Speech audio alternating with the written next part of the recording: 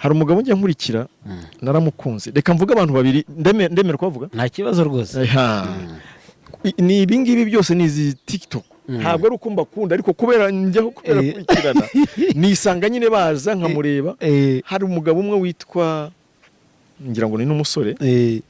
witwa ngo ni umujyanama wa meya nkunda utuntu agira urwenya ni rurerure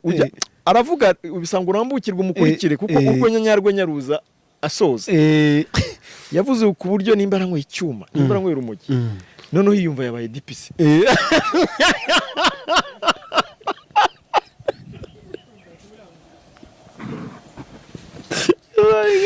yabaye dipisi ajya kuri sitasiyo ya polisi ageze yatangira kubaza polisi ngo hari abafungwa bangahe bakamubwira ati urinda ati we waca genda dipisi noneho umwana aramureba ati basanga dipisi genda mushya hano basanga baje wambaye civile ariruka ajya kubara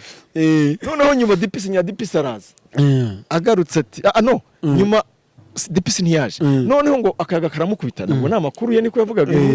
akayaga kamukubise za nzoga zimushiramo atangira kugarura ubwenge agaruye ubwenge rero umupolisi araza ati abantu 39 ariko nyine kamaze kugarura ubwenge ahita yibona ko yakomeye ati 39 ati ubwo ni 40 niko nanjye ngiyemo ati ubwo nanjye ndimo urumva nk'ako content karasekeje ntabwo ari ukuri navuze nawo uzasanga umuntu hano mwanya w'ubuvugizi ariko n'undi mwana ukora utuntu dusekeje aje mubonye vuba ashobora kuba amaze igihe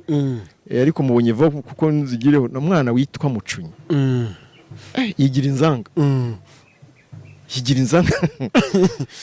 ageje icyo narebye sinakivuga